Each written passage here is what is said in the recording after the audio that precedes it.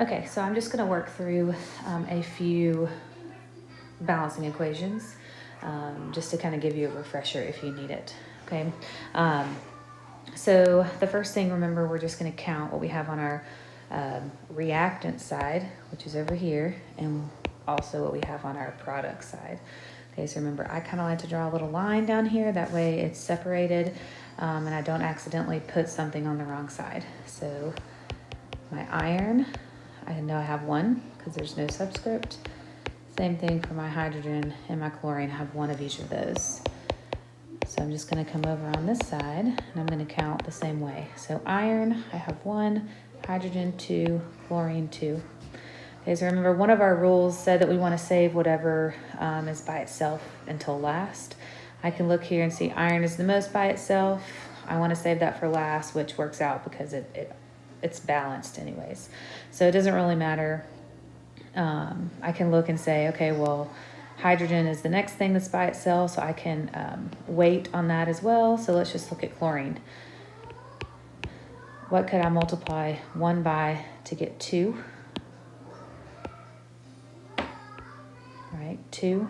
So the 2 is going to go up here in front of the chlorine and the HCl.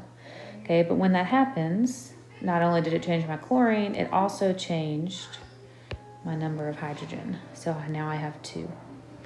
So if I look down here, 1, 1, 2, 2, 2, 2, everything's balanced. So I don't have to put any number in there. If you want to, you can put a 1, remember, but you don't have to. Okay, let's look at the next one. Okay, so same thing. I'm going to start by just counting out what I have. So I have 1 calcium, I have 2 bromine, my hydrogens, I have 2, and then when I get to my SO4, remember that is a polyatomic ion. Since I have SO4 here and also SO4 over there, I can treat it like one thing. Okay, so I don't have 4 SO4s. The 4 is part of the whole thing. So I just have 1 of them. Okay, so then I'm going to come over here and do the same thing. Notice how I like to line up my elements here so it's easy just to look across. So calcium, I have 1, bromine 1, hydrogen 1, SO4 1. Again, that's the whole SO4 molecule is just one of those. So now let's look. We did say we could start with our polyatomics, but since they match, we're not going to start with those. We don't have anything by itself, so it really doesn't matter. I'm just going to start here with bromine. So I have 1. What could I multiply 1 by to get 2? 2. So I want to put that 2 over here on this side, on my product side, in front of my bromine. When that happens, though, not only did I change my bromine, I also changed my number of hydrogens. So now I have 2 for that as well. So if I look, 1, 1, 2, 2, 2, 2, 1, 1. So everything's balanced. Right? So that was, again, a fairly simple one. Here, again, same thing. I have my line. I'm just going to go up and look. Here I have OH, it's in parentheses, but over here I don't have OH. I have H2O, which is different. So that means I have to count my O's and my H's by themselves. Okay, but my PO4, that is a polyatomic, so I can count that as one thing. So I have 1 calcium, I have 2 oxygens, because this 2 applies to everything inside the parentheses. Okay, and then here I have 2 hydrogens here, but I also have 3 hydrogens over here with PO4. So I have to remember to add all of those together. And then I just have 1 PO4. On my product side, I'm going to do the same thing. How many calciums? I have 3. Oxygens, I have 1, because I'm not counting the oxygen in here. That's my PO4, so I'm keeping those separate. Okay, hydrogen I have 2, and PO4 I have 2. So remember, we said we can start with our polyatomics. So let's start there. Okay, so I have 1 over here. What could I multiply 1 by to get 2?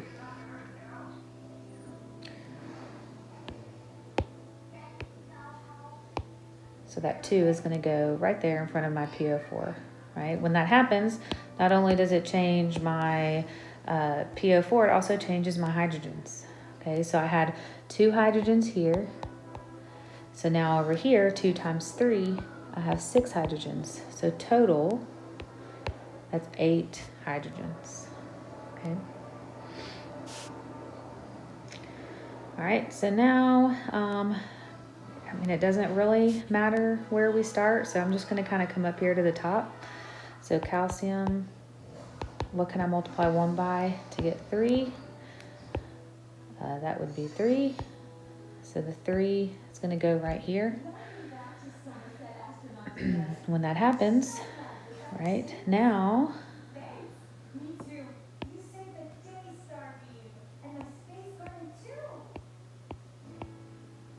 I've changed my numbers that I have. So here, my number of oxygens, I've got 2 times 3, so that makes it 6. All right, and then for my hydrogens, I've still got the 6 hydrogens right here, the 2 times the 3, and over here I have another 6, the 3 times the little 2. So total, that gives me 12 hydrogens. Okay, so now let's look at our oxygen. What can I multiply 1 by to get 6? 6, I'm going to put that over here in front of my oxygen. Not only does that change my oxygen, it also changes my hydrogen. So now I have 6 times 2, which is 12 hydrogen.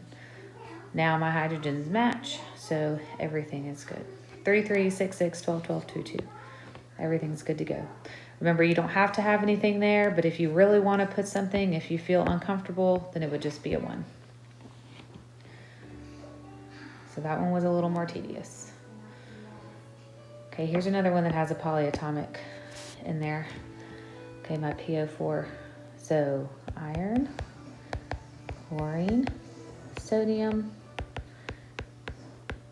and my phosphate, PO4. I'm just going to count how many I have. Same thing on this side. 3, 2, 1, and 1. Okay, so again here we want to start with our polyatomics. So PO4 is my polyatomic. What can I multiply 2 by, or 1 by to get 2? Sorry, that would be 2. So I'm going to put a 2 up here in front of my PO4. When that happens, not only does it change my PO4, it changes my sodium. 2 times 3 is 6. Okay, so now it doesn't really matter where I start. I can kind of start anywhere, so I'm just going to go up to the top. 1 times what equals 3, right? So 3. Not only does that change my, also changes my chlorine. Okay, so now I can look down here. Chlorine, 1 times what equals 6? 6. My 6 goes here. Not only does that change my chlorine, it changes my sodium. This whole piece. And then again. Everything matches up. 3, 6, 6, 2. So we're done. Again, you don't have to put something there, but if you want to, you can put the 1. All right, last but not least is a combustion reaction. This is one of the ones that has the kind of the tricky part where you might have to multiply at the end. So I'll just kind of go through this one fairly quickly because the beginning is pretty much all the same. So I have 2, 6, and 2, and I have 1, 2, and remember I have to do 3 because I have 2 oxygens here and 1 oxygen here, so I have to add them together. Okay, so get rid of that so it's not confusing. I'm gonna save my oxygen for last because it's by itself, so I'm just gonna start with carbon. 1 times what equals 2? 2. So I'm going to put a 2 right here. Right? Again, that changes my oxygen. So 2 times 2 is 4, plus the 1, 5.